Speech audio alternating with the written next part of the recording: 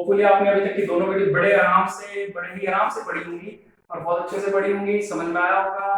तो ये मान करके कि आपने बहुत अच्छे से, बहुत ईमानदारी से काम किया है, आगे का हम शुरू करते हैं। ठीक है, चलिए। तो आज का जो टॉपिक हम कवर करने वाले हैं वो एक ऐसा टॉपिक है, जब तक भी आप केमिस्ट्री पढ़ोगे अभी अपनी 9th क्लास से लेकर के अपर क्लासेस में, जब तक भी, तो ये वर्ड बार बार आपके कानों में आने वाला है, बार बार आपको सुनने को मिलेगा ये वर्ड। ठीक है, तो स्टार्ट करते हैं। आयंस। आयंस क्या होते हैं? आयंस एक बहुत ही इंपॉर्टेंट वर्ड है और इसका मीनिंग भी काफी पावरफुल है, काफी बड़ा है। सिंपल सी चीज है ये। हम आयन कहते हैं किसको है? दोज एटम्स और ग्रुप ऑफ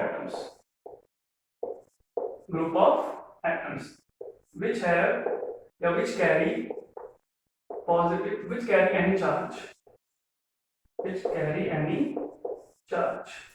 इसको हम क्या कहेंगे? आयंस कहते हैं। ठीक है, अब वो चार्ज कैसा हो सकता है? पॉजिटिव भी हो सकता है और नेगेटिव भी हो सकता है। कैसा भी चार्ज हो उसको हम कहेंगे आयंस। एग्जांपल की बात करते हैं। एग्जांपल जैसे क्लोरीन नेगेटिव हो गया, मैग्नीशियम पॉजिटिव हो गया, एल्यूमिनियम के ऊपर 3 पॉजिटिव चार्ज आ गया। ठीक है, सल्फर पे 2 नेगेटिव चार्ज आ गया। ठीक है, और जैसे एक और एग्जांपल लेते हैं, सोडियम पे 1 पॉजिटिव चार्ज आ गया। तो ये जितने भी एलिमेंट्स हैं इन पे कोई ना कोई चार्ज यहाँ पे आप देख रहे हैं, चार्ज लिखा हुआ है। ठीक है, तो इन सभी चार्ज एटम्स को हम क्या कहेंगे? आयंस कहेंगे। तो ये डेफिनेशन के अकॉर्डिंग हुआ those atoms which carry any charge. यहाँ पे ग्रुप ऑफ एटम है, तो उससे रिलेटेड एक एग्जांपल देता हूँ यहाँ पे। जैसे CO3 2 negative, SO4 2 negative, HCO3 1 negative, और एक और एग्जांपल जैसे NH4 पॉजिटिव। ये कुछ ग्रुप ऑफ एटम्स है जिनके ऊपर चार्ज है। ठीक है, तो इन दोनों एग्जांपल्स को, इन दोनों तरह के एग्जांपल्स को मिला करके मेरी डेफिनेशन कंप्लीट होती है, आयंस की डेफिनेशन कंप्लीट होती है। समझ में आ गई बात आप सभी को? चलो, तो अभी आप शायद एक बात सोच रहे होंगे कि एल्यूमिनियम पे 3 पॉजिटिव चार्ज क्यों लिखा है, क्लोरीन पे 1 नेगेटिव क्यों लिखा है, सोडियम पे 1 पॉजिटिव क्यों है, 1 नेगेटिव क्यों नहीं है। तो इस तरह के क्वेश्चंस अगर आपके दिमाग में आ रहे हैं तो इनको हम समझने वाले हैं बहुत जल्दी से। और बहुत अच्छी बात यह है कि आपको रट्टा नहीं मारना कि एल्यूमिनियम पे 3 पॉजिटिव चार्ज होता है। आपको कंसेप्ट सिखाया जाएगा, उसके बेसिस पे आप किसी भी एलिमेंट के ऊपर कितना चार्ज है वो निकाल सकते हैं। और ऐसा सीखने के लिए सबसे इंपॉर्टेंट जो टॉपिक है वह वही टॉपिक है एटॉमिक नंबर। फर्स्ट लेक्चर में बात की मैंने उसके रिगार्डिंग। ठीक है, तो बात करते हैं इनको सीखते कैसे हैं। और सीखते कैसे हैं से पहले मैं बात करूंगा थोड़ा सा कि जो आयंस हैं वो कितने तरह के हो सकते हैं। ठीक है, बात करते हैं आगे कि आयंस कितने तरह के हो सकते हैं। तो ठीक है, फिर अब स्टार्ट करते हैं टाइप्स ऑफ आयंस के बारे में। ठीक है, बड़ा सिंपल है ये। अभी आपने देखा डेफिनेशन में कि आयंस के ऊपर पॉजिटिव चार्ज भी हो सकता है, नेगेटिव भी हो सकता है। तो चार्ज के बेस पे आयंस को दो पार्ट में डिवाइड करते हैं। ठीक है, और एक नंबर ऑफ पार्टिसिपेंट्स के बेसिस पे भी। चार्ज के बेस पे करते हैं। सबसे पहले चार्ज के बेस पे दो तरह के होते हैं, एक होगा कैटायंस और दूसरे होंगे आनायंस। ठीक है, कैटायंस और आनायंस। दूसरा होता है नंबर के बेस पे, नंबर ऑफ एटम्स के बेस पे। ये कवर करते हैं इसके बाद। पहले कैटायंस देखिए क्या होते हैं। जो कैटायंस हैं, कैटायंस कौन से होंगे? Those atoms which have positive charge. ठीक है, positively charged atoms और group of atoms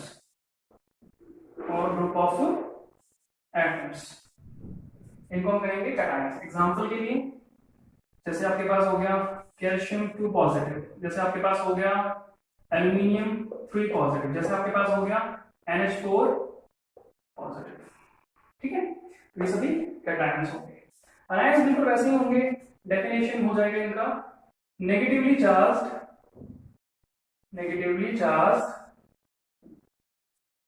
एटम्स और ग्रुप ऑफ एटम्स इनको क्या कहेंगे? आयंस। तो इसके लिए एग्जांपल हम आपको देंगे। एग्जांपल रहेगा इसमें Cl negative, sulphur 2 negative, CO3 2 negative.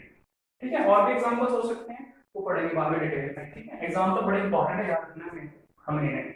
ठीक है, नंबर ऑफ एटम्स के बेस पे ये हो सकता है mono atomic ion, di atomic ion, tri atomic ion, ऐसे ही टेट्रा एटॉमिक आयंस, और एक हो सकता है आपका poly atomic ions, polyatomic ions. देखो ध्यान देना कि मोनो वर्ड का मतलब होता है वन, तो एटॉमिक आयन है उसके बाद में, यानी कि एक ऐसा आयन जिसमें सिर्फ एक एटम होगा। एग्जांपल के लिए जैसे Na positive, Cl negative, sulphur 2 negative, aluminium 3 positive. कितने एलिमेंट नहीं है, सिर्फ एक ही सोडियम है यहाँ पे, उस पे पॉजिटिव, एक ही क्लोरीन है उस पे नेगेटिव, एक ही सल्फर है 2 नेगेटिव, एल्यूमिनियम 3 चार्ज है, एलिमेंट तो एक ही है, तो ये इस तरह से होगा। डायरेक्टली देखो NO के ऊपर नेगेटिव चार्ज, कितने एलिमेंट हैं, 2 एटम है यहाँ पे, एक नाइट्रोजन एक और एक ऑक्सीजन। एक और एग्जांपल इसमें देखो कि इसमें हो जाएगा जैसे आपका हम इसमें एक और एग्जांपल ले सकते हैं NH2 नेगेटिव, ये एग्जांपल हो सकता है इसमें, ठीक है। ट्राइएटॉमिक में 3 हो जाएंगे, जैसे कि इसमें हो जाएगा आपका ट्राइएटॉमिक में हो जाएगा आपका HCO, ये नेगेटिव हो जाएगा, ठीक है। उसी जैसे टेट्राएटॉमिक में हो जाएगा जैसे आपके पास CO3 2 नेगेटिव। पॉलीएटॉमिक में आप ले लेंगे जैसे कि SO4 2 नेगेटिव को। इस तरह से आपके पास ये एग्जांपल्स हो जाएंगे आयंस के रिगार्डिंग, ठीक है। तो ये नंबर के बेसिस पे और ये चार्ज के बेसिस पे। आप इनको ऐसे भी कह सकते हो जैसे कि ये मोनोएटॉमिक कैटायन है, ये मोनोएटॉमिक अनायन है, ऐसे भी कहा जा सकता है, ठीक है। बाकी हम पढ़ते हैं इनके बारे में डिटेल में, ठीक है। फिलहाल इतना ही करेंगे, आगे देखते हैं, मतलब फिलहाल इसमें इतना ही है कि जो आयंस है वो कितने टाइप का हो सकता है। अब हम सीखते हैं अपने नेक्स्ट टॉपिक में कि जो आयंस हैं वो बनते कैसे हैं, मतलब कि किस पे कितना पॉजिटिव चार्ज क्यों आया, ठीक है। ओके, तो अब हम सीखते हैं कि हाउ टू फाइंड चार्ज,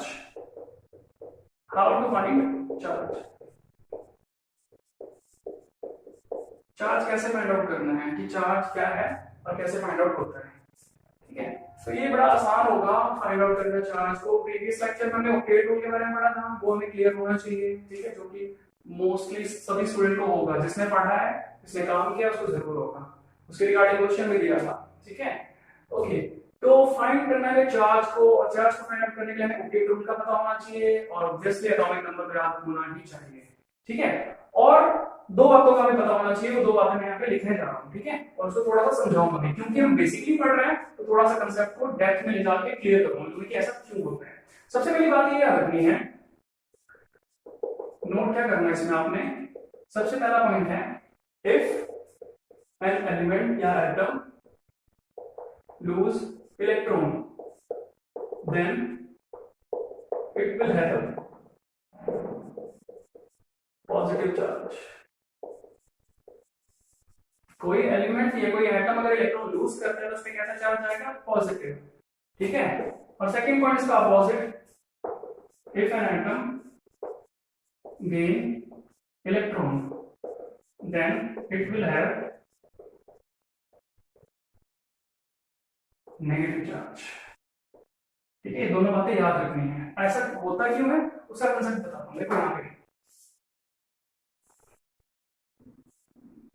ये हो गया positive sign, first shell 2 electron में सोडियम के लिए बना रहा हूं, सोडियम के लिए इसमें 1 इलेक्ट्रॉन होंगे, ठीक है, इसमें 8 इलेक्ट्रॉन होंगे, ये हो गए 1 इलेक्ट्रॉन। सोडियम का एटॉमिक नंबर 11 है, फर्स्ट में 2, नेक्स्ट में 8, नेक्स्ट में 1, यानी कि इसका कॉन्फ़िगरेशन लिख दूंगा 2 8 1 होगा। तो आउटर मोस्ट में कितने इलेक्ट्रॉन्स हैं, 1, कितने हैं 1, वेरी गुड। तो इसका चार्ज कैसे पता करना है, देखो चार्ज पता करने के लिए हमें ध्यान देना होगा इसके ऑक्टेट पे।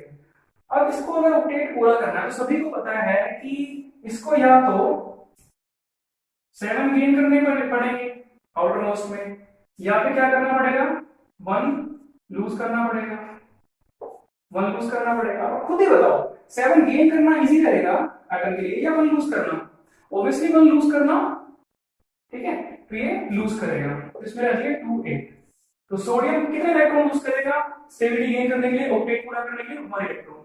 तो सोडियम को लिखा जाता है 1 पॉजिटिव, इसीलिए इसके ऊपर 1 पॉजिटिव चार्ज था क्योंकि इसने 1 इलेक्ट्रॉन लूज किया। बात समझ में 1 क्यों आया चार्ज। ओके, यहाँ पे एक कंसेप्ट बताना है कि लूज करने के बाद पॉजिटिव क्यों आता है, क्योंकि इसका बड़ा सिंपल सा कंसेप्ट है। अब सभी को पता है कि जो सोडियम है उसका एटॉमिक नंबर होता है 11, प्रोटॉन कितने होते हैं 11, इलेक्ट्रॉन कितने होते हैं 11। ओवरऑल न्यूट्रल है ये, यहाँ पर ध्यान देना है, proton 11 electron 11 positive charge 11 negative charge, equal है दोनों, मतलब न्यूट्रल चार्ज। जब एक में लूज करवा दूं तो कितने इलेक्ट्रॉन रह जाएंगे n, तो ओवरऑल बताओ कितना चार्ज आएगा पॉजिटिव, तो इसीलिए पॉजिटिव लिखा जाएगा लूज करने के बाद, और गेन करने के बाद नेगेटिव। ठीक है, ये एग्जांपल क्लियर हो गया। नेक्स्ट एग्जांपल देखो, फटाफट से देखते हैं, फटाफट से देखते हैं क्या होगा नेक्स्ट एग्जांपल। नेक्स्ट जैसे मैं गेनिंग का दिखा देता हूं, नेगेटिव का दिखा देता हूं। ठीक है, देख लेंगे अब हम इसके बारे में, हमारा नेगेटिव का केस था। ठीक है, तो नेगेटिव में एग्जांपल लेते हैं सल्फर का। ओके, सल्फर ठीक रहेगा, तो मैं स्ट्रक्चर भी बनाऊंगा, सिंपल इलेक्ट्रॉनिक कॉन्फ़िगरेशन लिख दूंगा। सल्फर का एटॉमिक नंबर है इसका Z जो होता है 16 होता है। ठीक है, कॉन्फ़िगरेशन क्या होगा, फर्स्ट में 2, नेक्स्ट में 6। अब यहाँ पर दो कंडीशन बचती है, या तो ये 2 गेन करने जा रहा है या 6 लूज करने जा रहा है। 6 लूज करेगा तो 8 हो जाएगा ऑक्टेट में, अगर 2 गेन करेगा तो यहीं पे ऑक्टेट हो जाएगा। तो बताओ क्या इजी रहेगा, टू गेन करना ऑब्वियसली। गेन करने के बाद क्या हो जाएगा, इस पे नेगेटिव चार्ज, यहाँ लिखा हुआ है गेन करने के बाद नेगेटिव चार्ज, तो सल्फर में इसीलिए 2 नेगेटिव चार्ज लिखा हुआ था मैंने। समझ में क्या, पॉजिटिव चार्ज कैसे आएगा नेगेटिव चार्ज कैसे आएगा वो सीख लिया आप सभी ने, बहुत अच्छी बात है। ओके, अब यहाँ पर क्लियर करते हैं कि गेन करने से नेगेटिव क्यों आ रहा है। बहुत से बच्चों को समझ में आ गया होगा, लेकिन फिर भी क्लियर करते हैं इसको। देखो, सल्फर के केस में एटॉमिक नंबर 16, तो नंबर ऑफ प्रोटॉन्स कितने होंगे इसके पास 16, नंबर ऑफ इलेक्ट्रॉन कितने होंगे इसके पास 16। ठीक है, ओवरऑल न्यूट्रल है, लेकिन जैसे ही 2 गेन करेगा तो इलेक्ट्रॉन कितने हो जाएंगे 18। तो आप सभी को पता है कि 16 तो है पॉजिटिव चार्ज और 18 है नेगेटिव चार्ज, तो इसको मैं सम अप करूंगा तो 2 नेगेटिव आएगा नहीं आएगा, नेगेटिव आएगा ना, इसीलिए गेन करने के बाद नेगेटिव चार्ज आता है और लूज करने के बाद पॉजिटिव चार्ज आता है। तो हमेशा ये 2 पॉइंट्स याद रखिए। ठीक है, तो इस तरीके से फाइंड आउट किया जाता है चार्ज। तो इससे रिलेटेड अब क्वेश्चन देने वाला हूं, क्वेश्चन सॉल्व करेंगे। ठीक है, समझ में आ गया कि चार्जेस कैसे फाइंड आउट करने हैं। ठीक है, तो इससे रिगार्डिंग क्वेश्चन लिख रहा हूं, क्वेश्चन कवर करेंगे। ठीक है, क्वेश्चन है find what will be the charge on following atoms। ठीक है, तो नंबर 1 पे दे देता हूं आपको, यहाँ पर सल्फर तो मैंने कवर ही किया था, यहाँ पे मैं आपको दे देता हूँ ऑक्सीजन। ठीक है, दूसरा आपको कवर करना है कार्बन, ये इंटरेस्टिंग होगा, कार्बन का कवर करके देखना कि आपको क्या होगा। नेक्स्ट वीडियो इसका आंसर बताऊंगा मैं। ठीक है, मैच करना है आपको। ठीक है, और कमेंट बॉक्स में इसका आंसर जरूर ड्रॉप करेंगे, ऑक्सीजन पे कितना चार्ज है, कार्बन पे कितना चार्ज है। लास्ट में आपको क्या दें, चलो आपको दे देते हैं हम कैल्शियम देते हैं। ठीक है, और एक और चलो दे देते हैं आपको, एक और दिमाग में आया आर्गन पे क्या चार्ज होगा। ठीक है, इन चारों का आंसर आपने कमेंट बॉक्स में ड्रॉप करना है। ठीक है, मैं आपको कार्बन के बारे में बताऊंगा स्पेशली। ठीक है, ओके, तो ठीक है, ये कवर करना है। अच्छा, एक और छोटी सी चीज मैं आपको एक कंसेप्ट लिख के दे रहा हूँ, मतलब कि पॉलीएटॉमिक चार्जेस का एक चार्ट बना के दे रहा हूँ, वो चार्ट आपने सभी ने नोट करना है और उसको याद करना है। ठीक है, तो चार्ट बना रहा हूं मैं, ध्यान से नोट करेंगे क्वेश्चन सॉल्व करने के बाद। सो स्टूडेंट्स, ये आपके पॉलीएटॉमिक आयंस हैं। ठीक है, ये आपको याद करने हैं। बेसिकली 20 तक है ये, शायद किसी को ज्यादा लग रहे होंगे तो मैं बता दूं, ज्यादा नहीं है, ये और भी हो सकते हैं। ठीक है, फिलहाल जो है इतने लिखे मैंने, इतने आपको याद होने चाहिए। ठीक है, कुछ बच्चे जो सिलेबस पढ़ रखा होगा जिनमें उनको लगेगा कि ये सिलेबस में नहीं है, कुछ तो काफी ज्यादा लिखवा रखा है, जैसे कि MnO4 मैग्नेट नहीं है आपके सिलेबस पर लिखवाया होगा, तो वही है ना, आप यहाँ कॉम्पिटिशन की प्रिपेयर कर रहे हैं। ठीक है, तो आपको ये सारे याद करने पड़ेंगे, बहुत इंपॉर्टेंट है। हाँ, इंपॉर्टेंट बात है कि इनको याद करना है, पर एक चीज जरूर कि ये जिस सीरियल नंबर मैंने लिखा है इनको उसी सीरियल नंबर में याद करना है, ऐसा नहीं है बिल्कुल भी। ठीक है, जैसे भी आपको जो भी याद है वो याद करना है। आपको याद का चार्ज जरूर याद होना चाहिए, जैसे NO3 1 नेगेटिव, तो ये नाइट्रेट होगा। आप देखो NO2 नेगेटिव, ये नाइट्राइट होगा। ठीक है। ऐसे आप यहाँ देखो आप SO4 2 नेगेटिव है और यहाँ देखो SO3 2 नेगेटिव, दोनों के नाम में कितना फर्क आता है, ठीक है। यहाँ देखो आप MnO4 बिल्कुल सेम है दोनों 18 और 19, लेकिन चार्ज का डिफरेंस है, इस पे 1 नेगेटिव इस पे 2 नेगेटिव, नाम में देखो कितना डिफरेंस आ जाता है, ठीक है। तो आपको सीरियल में आप करना है, बता देता हूँ, BO2 negative metaborate, OH negative hydroxide, NO3 negative nitrate, NO2 negative nitrite हो जाएगा, CO3 नेगेटिव कार्बोनेट, फिर ये बाइकार्बोनेट या हाइड्रोजन कार्बोनेट, एक ही बात है। ये सल्फेट बाइसल्फेट के साथ इसको हाइड्रोजन सल्फेट भी लिख सकते हैं, इसमें कोई इशू नहीं है। ये सल्फाइड बाइसल्फाइड फॉस्फेट और ये फॉस्फाइड, ये हो जाएगा अमोनियम। ये साइनाइड के बारे में सुना होगा आपने, बहुत पॉपुलर होता है, ठीक है। साइनाइड इज अ पॉइजन होता है, ये बहुत पावरफुल पॉइजन, ठीक है। NC negative isocyanide, cyanate, isocyanate, permanganate, manganate और ये डाइक्रोमेट, ठीक है। होपफुली आपको आज की वीडियो अच्छे से समझ में आई होगी, जो लेक्चर मैंने दिया आपको अच्छे से समझ में आया होगा, ठीक है। तो जो क्वेश्चन दिया मैंने आपको वो कवर करेंगे आप, ठीक है। तब तक के लिए बाय, और नेक्स्ट वीडियो अपडेट जरूर कीजिएगा और अच्छे से पढ़ो। Thank you.